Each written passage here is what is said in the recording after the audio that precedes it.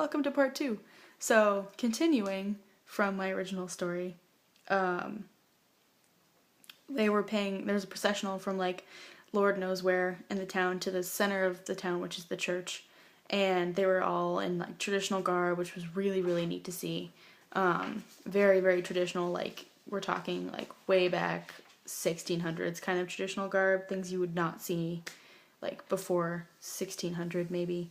So that was really, really neat. And there was a bunch of people, and I think it was all from like families, all had like a representative or two that would go and put something in the little offering basket to the bishop.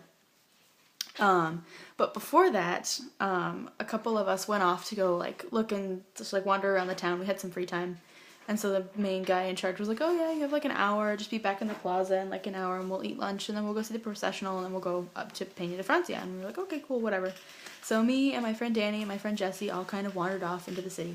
We took a little road down it was like a little pebbled path. And we ran into this little old lady who was just chilling on a rock in the sun, just enjoying herself. And she stopped us and she started to talk. And I was getting most of it. Like, I understand a lot more Spanish than I'm confident enough to respond with, if you will. Thankfully, that's getting better. That's why I'm here. But she locked eyes with me and was not letting us leave. She was like, eye to eye. She was watching us and she was like, I'm not letting you go. And so she was talking to us about the festival and that had happened the day prior and how she'd lived there for like her entire life and nothing had changed and she loved it here and like her time in Catholic school, which was interesting. But she talked for a solid like 20 minutes and like the three of us didn't know how to leave because we didn't want to be rude. We were like, this is actually really interesting to hear about. Like, this lady's life is essentially what she's telling us, and she just seemed like she needed someone to talk to, like, you know, people like that who just kind of chill and like people pass by and they'll just chat it up with them and shoot the breeze. But this was more of a, I'm lecturing you about my life because I have nothing better to do with my time and you are it. You walked by at the wrong time. But about 15 minutes into her little spiel, she stops and she goes, do you even understand what I'm saying to you? But she obviously said it in Spanish. And I was like, yeah, I'm getting everything. And then my friend Danny to my left was like, oh yeah, like I understand most of it. And Jessie was like, I don't understand what you're saying to me, I'm sorry. And that was really funny. But then she continued on for another 5 minutes and we were like, oh, well, thank you for sharing your story with us. Like, that was really neat. And like, we thanked her and I asked her if I could get a picture. So I have a picture of her. So add me on Facebook and I'll point you in the right direction of my pictures and you guys can see all the fun stuff I've seen in Spain so far.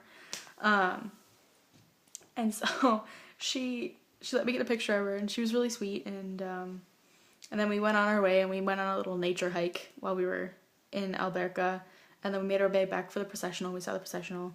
And then on our way to the buses, we ran into her again and we waved by and was like, oh, it was good to meet you. Like, thank you for sharing your story with us again. And she was like, oh, you guys are so sweet and have a nice life, I guess. Kind of like have a good day and go with God sort of situation. And then we got on the bus and went up to Peña de Francia and there were mountain goats everywhere. And they would let us get within like 5 or 6 feet. And so I have a lot of really cool pictures with the mountain goats. And my profile picture right now is actually me with a mountain goat or two. It was really cool because they were skittish, but they would let us get really, really close and then they'd be like, and then like back up a little bit, but it was really interesting. So that was Sunday, and then yesterday was Monday, and we went into the cathedral here in Salamanca, and a little bit about that. I think I've mentioned before that Salamanca actually has 2 cathedrals, which is very abnormal, because most of the time, especially in a Catholic church, each city has one cathedral, and that's the center of the city. That's where the church's like power basically resides as far as the city goes, and like it's only used on special occasions. You know how the Catholic like cathedrals work. And so the old cathedral was used up until the city kind of outgrew it, and it was even used as part of the university for a long time. And then the Catholic Church was like, okay, we'll build a second cathedral, and then when we're done building that second one, it'll be bigger, and we'll destroy the old one. Well, the old one, by the time they finished building the second one, it had been like 250 years, and the city was like, well, then the Pope at the time, I think, was like, just keep, the city was like, oh, we'll just keep both. And so they're connected. It's really interesting because you can see the difference in like the times and like how the Catholic religion kind of shifted, because based on like the outside of the church as well as the inside, how technology kind of shifted, and like it's amazing. There will also be pictures of that on Facebook as well eventually, when I get around to dumping them from my camera to my computer and sifting through them. So that was really, really cool to see, and like the architecture in the church was just amazing, mind-blowing.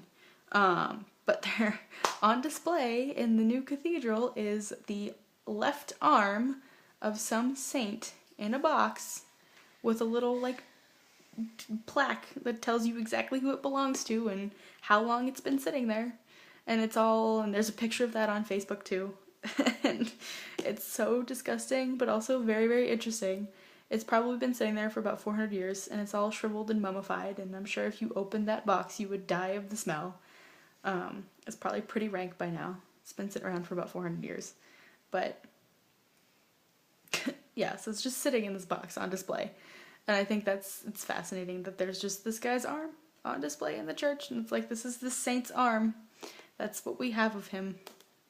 And then in Segovia, a couple of my apartment mates went to Segovia, and they had a 100-year anniversary showing at one of the museums in Segovia of Santa Teresa, who's not, Mother Teresa, different people.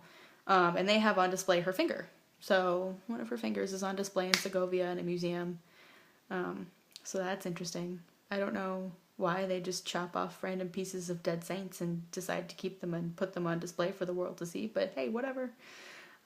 It's pretty fascinating. I also think it's interesting that they chose the left arm, because typically in most cultures, like left related anything is not kosher, for lack of a better word. So as a lefty, I can sometimes find that insulting, but that's okay. It's all cultural, so I think it's interesting that they chose the left arm instead of the right arm. But anyways, that's a story for another time. And then today was Tuesday, and it rained a lot today. It rained a little bit yesterday, but it rained quite a bit today. So that made me happy. I like rain. Or no, yesterday was Tuesday, excuse me. Nothing much happened yesterday. I basically caught up on history notes for my history class. And today was Wednesday, and we had classes.